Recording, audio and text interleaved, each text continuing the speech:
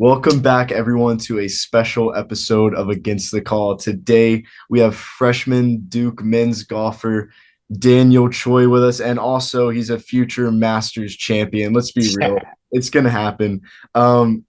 Daniel, thanks for joining us. How's your day going?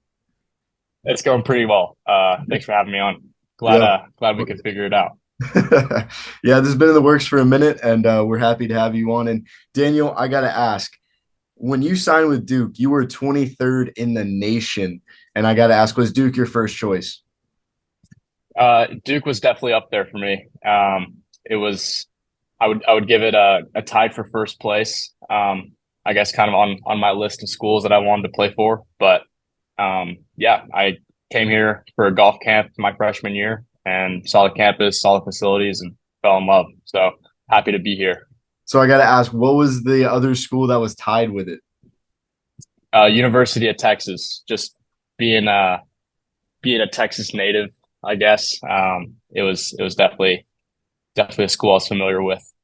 So are you still kind of semi root for the Texas Longhorns? You ever do that here and there? Um, you know, not really. uh, yeah, just being here now. It's pretty easy to just root for one team, especially Yeah, in the college world. And so, um, yeah, I'd say I'm primarily a Blue Devil fan that's in awesome. most sports. Yeah, Now, whenever you were growing up in Texas, did you root for any Texas professional teams? yeah. So I will live and die with the Dallas Stars. For hockey. Same goes for the Cowboys and then Mavericks as well. Just growing up in Dallas, um, those are just my teams. It's pretty nice living close to the stadiums and the arenas, and so uh, yeah, definitely going to be a Dallas professional sports fan uh, until the day I die. Man, I don't know how you're feeling about the Mavericks, but we could get back to that maybe later. So one of my first questions would be, what are you majoring in at Duke? I'm technically undeclared right now, but I think I'm going to take the psychology route Okay, um, as my intended major. very interesting. Is there anything that's kind of got you into psychology specifically? Uh, no, I guess just being a golfer gives me a lot of time to think and be in my own head. And that's obviously a big part about golf for anyone who's played. It's difficult to be out there for 4 to 10 hours, depending on how many holes you're playing, and just be mentally stable and in it the entire time. And so, yeah, just kind of thought I'd go on like the sports psychology path and learn a little bit more about um, why my brain thinks the way it does. That's interesting. And like with golf, like you just kind of mentioned, would you say golf is more of a physical sport or a mental sport? Um, I'd say mentally, the mental side is definitely stronger than the physical side. Um, yeah, for All right, sure. all right. That's cool. That's cool. And what are some goals that you've set for yourself at your time at Duke, however long that might be? Yeah. So actually, behind me, you can see all these plaques. I'm actually in our I'm in our locker rooms academic room, I guess. And so we'll all come in here and study if we need to. But yeah, these plaques are academic All-American plaques for everyone that's been on the team and been an academic All-American. So I guess for starters, that's something that I've had in mind. I'd love to put my name up in here somewhere. Oh yeah. Um, I guess obviously winning a national title with the team would be pretty cool. Um, Individually too, that'd be pretty cool. And then uh, yeah, I guess just following my dad's footsteps, being on tour one day would be the dream. Pretty huge in itself. And Yeah. are you on route already to getting that All-American Scholar Award? Maybe your freshman year? Uh, yeah. So it's actually you're ineligible freshman year. You can only get it your sophomore, junior, and senior year, and it's pretty much just a I forgot what the exact requirements are, but your cumulative GPA needs to be 3.2, 3.3, or something like that. And you need to play in a certain amount of events and have a certain scoring average. And as long as if you hit those thresholds, then get up here. Well, how well do you balance schoolwork with your golfing career? Yeah, it's definitely been a little tougher to do here. Um, just with academics being a little bit more difficult than it was back in high school. And I guess having the freedom and luxury of having a practice facility on campus, I've definitely found myself getting some extra time on the course instead of going to class just a couple of times. But um, so far, it's been it's been nice to just kind of learn how to balance it all. Um, definitely had some times early on where it was tough, but definitely getting used to it now. All right, yeah. That on-campus practice facility might be changing your mind, especially for those classes, dude. You got any early classes? Yeah, this semester I've pretty much all my classes are in the morning, so um, Those we're can up be early. rough. Yeah, yeah, for sure. So one of my bigger questions would be, what's it like to be under head coach Jamie Green? It's been a blast.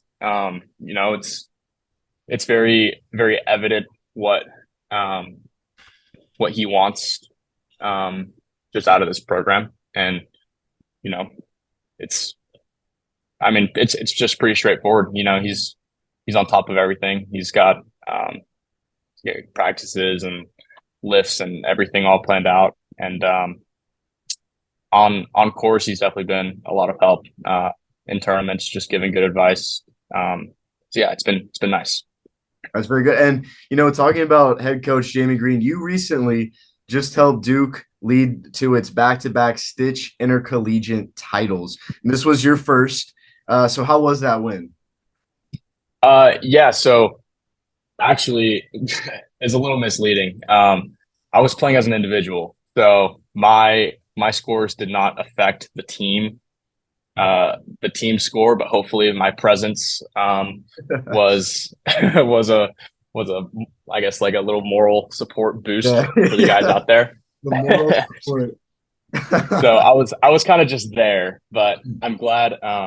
Even after the round, when I checked the leaderboard and saw that we had won, it was pretty cool. Even though I didn't contribute to the team, still just going up to the guys after the round, everyone in super high spirits, just being there and being able to experience what it was like to win was pretty cool. Because we had a few wins in the fall that I unfortunately was not there for. Now, how well did you do individually on the team or in the match? Sorry. uh, yeah, yeah. I opened up. It wasn't my best opening round, but I think in the last like 14 holes or so, or maybe 15 holes or so, I think I played it bogey free, 4 under. So I guess coming down the home stretch, it was nice. It was a good finish. All right. Well, either way, if you didn't fully, help compete for that title and everything, you got a trophy. I saw the picture of it, so I saw you holding a trophy there. So that's nice. Yeah, And you gave yeah, words of wisdom, of course. But super big accomplishment. And one of my next questions, not too much to do with golf, but did you attend any Duke basketball games this year? yeah. We as a team, we went to a good bit, probably 6 or 7 of them. So those, yeah, they were pretty sweet. And now you're sitting in the student section, right? So is it Duke craziness? Like, is it real? How's that atmosphere? Yeah, it definitely is. And definitely kind of closing in on the bigger regular season events. The ACC games. The atmosphere was unbelievable. So everything I expected, for sure. Now, whenever Duke did win their basketball championship, was the campus crazy? Was there a big kind of celebration or anything like that? I wish I could tell you I wasn't here. I was playing an event with the team. down in Pinehurst when we'd won the ACCs, but I was here on campus when we beat UNC at home, and I remember I was sitting in like just some common room with the team because we couldn't get tickets to go watch the game in person. But as soon as we won, um, we like left the dorm that we were in, and it was like everyone was flooding out of the dorms, just rushing the campus, and then we all just like everyone just gathered around the center of like our like main quad, and we started just burning stuff. So that was pretty fun to see. Dang. Now, hopefully, whenever the golf team wins the ACC, maybe they'll have the same experience for that. Hopefully, that'd be pretty cool. Is that a goal of the team so far? Is the goal the national championship? Obviously, but how big is the goal of winning the ACC championship? Yeah, it's definitely there. It's definitely where our heads are at. ACCs and NCAAs. Those are really just the two that we want. Not really going to say um, that. I guess if we were to win a national championship but couldn't win the ACCs, it's whatever. I guess just taking things one step at a time. Right now, though, with ACCs being our next event, I think that's kind of where we're at right now. Yeah, of course. And who's the biggest opponent for you in the golf world? As a team, going to ACCs, definitely UNC is definitely going to be the team to beat. Yeah, they're looking very solid, and that's a rivalry right there. So Yeah, yeah. you guys got to come up clutch for sure. Um, so one thing I want to kind of talk about is your dad did play in the Masters multiple times, and I saw this interview. You were on like a news channel or something like that. Very cool, might I add. And you said that you've walked the course like about 3 times, and this is kind of an older interview, so maybe it's more. Um, so could you tell me what it's like to walk at Augusta on that Masters field? Yeah, it's gonna be a tough one because I think if I remember correctly, I think I was at every Masters from 2004 to 2015, I think. Um, I think 2015 was the last year that my dad played. But until like 2012, I think I was at daycare every time we went. And so I did walk the course a few times in the last like remaining years. And all I remember is that, you know, having my mom kind of guide us through everything was definitely huge. I think she had walked the course probably 15 times at that point, and so it was nice to kind of like she knew all the shortcuts, where to cross, where not to cross, and where to see things the best. And so it was definitely nice to have her. So you mentioned there's like a daycare. Is there a daycare for like all the golfers' kids? Yeah, so that's actually it's pretty funny. There's a couple of tour players' kids that are actually playing college golf now. Trying to think. The At University of Florida, Luke Poulter is his name, Ian Poulter's son. Hmm. Um, I ended up playing. Yeah, I played in some junior golf events with him, my junior and senior year of high school, and those were the first times I had seen him since daycare. And so I just remember growing up, probably 3 or 4 years I spent in daycare with Luke. So This is yeah, this is awesome. Like this Masters daycare, they have you doing like Masters crafts or anything like that? yeah. So like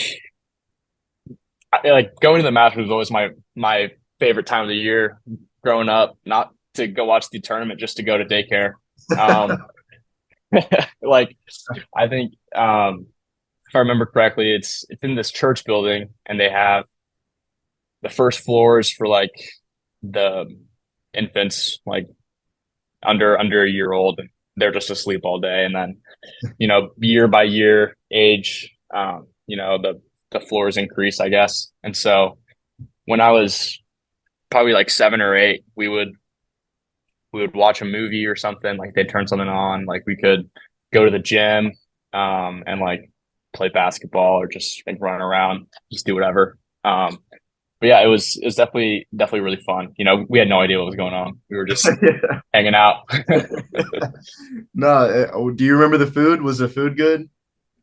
Ooh, yes, yeah. The food was pretty solid. It was every day. It was catered from Augusta actually. So pimento cheese, chicken sandwiches, just everything that was at the concession stand. They would just bring over. So That is it was awesome. unreal.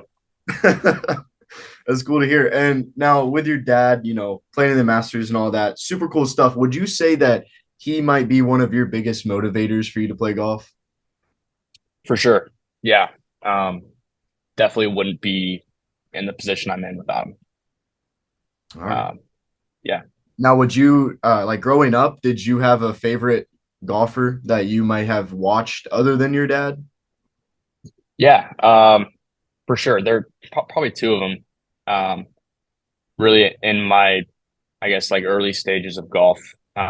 Because I wasn't necessarily the biggest golf fan until I was about 10 years old. I didn't start playing until I was 10 or 11. So, um, that's kind of right when Jordan Spieth was um, making his mark, I guess, winning the Masters and the U.S. Open the same year, or the British, yeah, the Masters and U.S. Open. So watching Jordan Spieth a lot and him being from Texas, it was definitely really easy to support him. And then I got to grow up watching Brooks Koepka win four majors, kind of all back to back. So I guess Jordan and Brooks Koepka would be my two the two golfers that I looked up to a lot. Now, you did mention that you kind of didn't get into golf until you're 10. I saw in that same interview that you kind of played baseball for a little bit there. What Yeah, position did you play? yeah. I was a catcher. Um, I was a pretty good one too, but yeah. As soon as the kids got good at pitching, I just couldn't hit the ball, and so decided I'd start trying to hit balls that were not moving. That's perfect. And hey, you had the perfect instructor for you too. So, that's awesome in itself. Now, you did mention that your brother, he kind of like was the one that kind of got you into the baseball. Does he play golf, or like does golf fully run in your family, or is it just you and your dad? Yeah, it definitely runs in everyone in my family plays except for my mom. Um, she's never done it, I guess. But yeah, my brother was a big baseball player. Um, and then same thing with him. He transitioned from baseball to golf. Um, but yeah, I definitely looked up to my brother a lot growing up. And so I think I told my dad like I want to play baseball. And I think he asked me why because he wasn't a fan. But I told him just because my brother does it, I want to do the same thing as him. And then when he decided to play golf, I also just decided to try it out, I Now, guess. have you ever beat your dad in golf? Be honest here. Yeah, I have. Yeah, yeah, there we go. Yeah. It's been yeah, I've uh I've intentionally planned out, when I was in high school, just I think he would come back from a tournament in Korea or just somewhere overseas and I'd make sure to to play the next day with him just because I would get out of school later and he would be super jet lagged, so he'd be really tired by the time we teed off. And yeah, there was there've been a few times where I've gotten him, and that's been pretty nice. So, how's it feel to be the greatest golfer in your family? We're getting there. Hopefully, I can answer that question for you another time. Hey, you're already there, man. And back with the kind of idols and stuff like that, I saw on your player profile you like Scotty Scheffler. Is that because of that Texas connection, or is there something a little deeper? Um, yeah, I guess my my love for Scotty goes a long ways back. There was one time I was flying back from a tournament with my dad, and I was in I was in the plane, and I was just like watching a movie or something, and I look over and I see just this like big dude, um, just like a built guy. And I like looked up at his face and I'm like trying to not look weird, trying to like figure out who he is. And then I realized it was Scotty. And so I started talking to him and, um, he was just the nicest guy in the world. And, um, ever since then, I kind of just told everyone like Scotty's probably one of the nicest guys I've ever met. And then probably a year later, I started going to a new swing coach by the name of Randy Smith, and he's the same instructor of Scotty's. So um, yeah, it was pretty easy to become a fan, I guess. And so Man, so yeah, I'm not wrong about future Masters champion. So this clip will be up whenever you win it, by the way.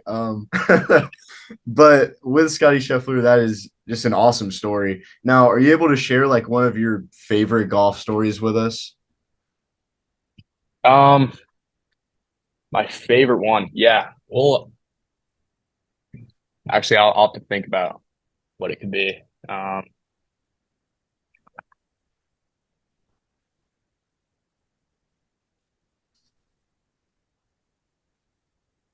Favorite one would probably be um,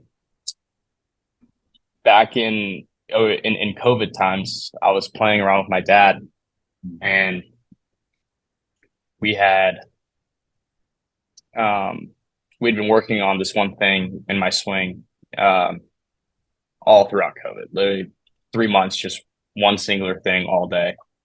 And there was finally a point where I was hitting it pretty well, and my dad and I went out to the course, and like in COVID, they had these little foam thingies at the bottom of the hole to like not spread germs or something like that. I don't know, All something along right. those lines. But yeah, I hit this really good shot in the first hole, and we could kind of see the ball. Like it was obviously pretty close to the hole, but we ended up getting up there, and the, like we could see the ball because the foam thing was like holding it up. So I ended up making it. Um, Oh, and so yeah, I ended up eagling the first hole, and my dad made birdie, and then I think we ended up playing nine, and I think he shot 28, and I shot 31, and so I shot 31 and got beat by three by my dad, and yeah. so that You that got was that that was a eagle pretty fun though. one. You got the Yeah, eagle exactly. over Eagle the with first, target. yeah.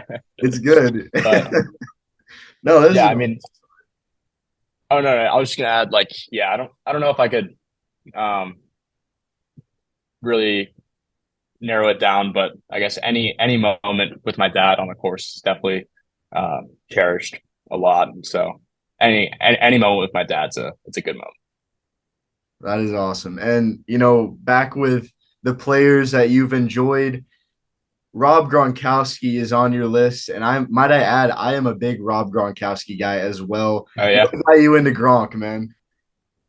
Yeah, so my brother went to school in Boston, in the Northeast, and he was a Patriots fan.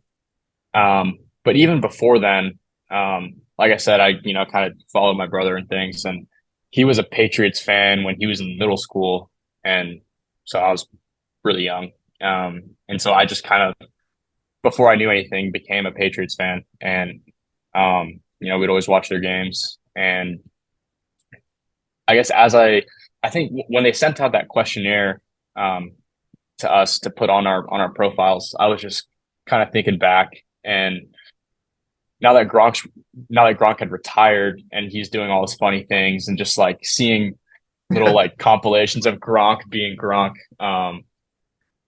that just kind of makes me. I think that's what makes me like him the most, is his personality.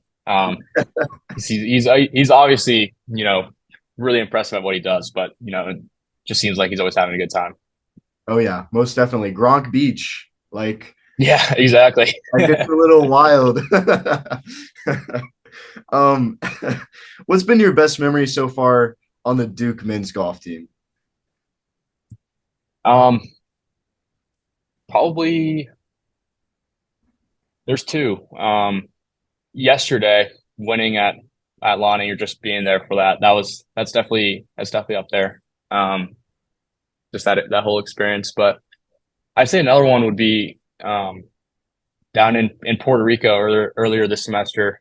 We played an event down there, and I was rooming with one of my teammates, Kelly Chin, and we I think he shot one over and I shot even the first round, so definitely not our best. Um, and before we went to bed, we were like, if we just birdie all the par fives, and then play the par fours one under, and par all the par threes, we should shoot 5 under. Like it's that easy if we just do that. It's And that then easy. and we went out second round. I didn't check the leaderboard, but when we finished, me and Kelly went up to each other. We're like, "What'd you shoot?" And we both shot 5 under, and um, just kind of being there with everyone. And I think our team shot like 20 something under that day. So we had a great day. Everyone was in high spirits again, and just you know, I guess just playing good golf with the team is a lot of fun. Now, Kelly Chin, you're rooming with him. Is that what you just mentioned? I was rooming with him that week. That week. Yeah, just for the tournament. But who would be your favorite teammate on the entire team? Ooh, hopefully they don't see this. No, you gotta share it. So I'm Oh, that's a tough one. Um, I mean, I could say good things about everyone. I love every single one of them. Yeah, I don't think I could pick one out. not a single one. All right. I can respect that. Showing love to the team. Gotta love it. Now, what's your post-match meal? After every game, what's the one thing that you go to? I mean, it could alter every now and then, but you Ooh. got a single like meal that you always go to after a match? After not so much. I would say though, definitely get some like ice cream or milkshake, something like that in me when I'm done, just because most of the time, it's a grind no matter what, no matter how I play. If I play good or play bad, my body's still going to be tired, and so some dessert is definitely something I like to treat myself to. What's your favorite ice cream? Ooh, mint chocolate chip. Okay. Yeah. Yeah, that's a fan favorite right there. You're gonna get a lot of people with that one for sure. What's been your favorite golf course you've ever played on? Ooh. I would say Riviera in LA. It's Now, why definitely. is that? Yeah, I was lucky enough for, I guess, like, you know, very very grateful to have had the opportunity to play it a week before the actual event that they have there on tour.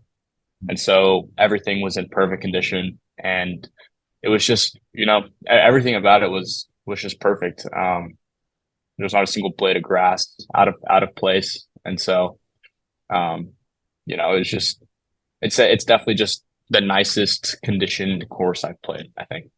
Okay. And so And this is a question I want to start asking a lot of guests. Do you have a pre-match playlist? I do, I do. Now, name me some of the songs that are on there. Yeah. So I kind of have like a little cycle that I run through. Um, but yeah, my warm-up's usually like an hour long. And Mhm. so there's some there's some Tyler on there, some J. Cole, some Kendrick, and then the last like two songs I always listen to is Dream On by Aerosmith, which is a classic, but that song always gets me going. And then there's this one Christian song that I listen to, like it's like always the last song before I go to the box. And so I guess that's my music cycle before I go. That's awesome. Hey, and now you got a favorite artist that you listen to like more than the others? Um, yeah, I don't know. I listen to a good amount of music, and so um, right now, Daniel Caesar just dropped a new album, so I've been listening to that a good bit. It's been pretty sad, but um, I kind of go through my phases, just whatever's going on. I'm a big Daniel Caesar guy, so I got to ask, what's your favorite song of that album so far? It's got to be always. Um, yeah, That's it gets you, but it's a good one. man, I like you, dude. I like you. And earlier you did mention Brooks Koepka. And that kind of just got my brain thinking. Could you give us your take on live golf? um, yeah, it's definitely mixed, I'd say. At first, I wasn't the biggest fan of the concept. Um, just because I don't know, I feel like the whole um live to PGA, like it kind of just seemed like it was like a takeover almost. And what didn't seem too friendly. But over time, I've definitely watched a lot of live tournaments. You know, it's been nice to see players like Cam Smith and uh, Brooks just going out there and playing. Um, Yeah. but yeah, definitely mixed. I don't hate him. I don't love him. Um, it's just kind of 50-50, I guess. You're the first golfer I asked that, so I gotta ask. I mean, it's all over the golf news, the golf Yeah, world right now. It's everywhere. yeah. But yeah, man. I would So definitely love. Sorry. no, go ahead, go ahead. No, I definitely love it if maybe over time, if Liv continues to be as um, if they have the money, like no one knows how they have so much money and if they're ever going to run out. But if they're sustainable over time, then it'd definitely be great to see if the PGA Tour and Liv could figure something out. I Yeah, guess. yeah. And like whenever Live Golf offers you a huge contract, are you gonna offer gonna go back and forth? Yeah, I guess we'll cross that bridge later. Daniel, that's gonna do it for all of my questions, man. I just want to say, we've had some technical difficulties here and there, but you've been a blessing to have on for sure, and it's been an honor to have you on, man. And I'm wishing you all the best on Duke Men's Golf. I'm wishing that they're kind of my ACC team, so I'm There we hoping that go. you guys win it all, win that championship. But yeah, a great future ahead for you, man. Yeah, thank you so much. Thanks for having me on. Oh yeah, of course, and can't wait to see you in the Masters one day. Hope so. Thank you.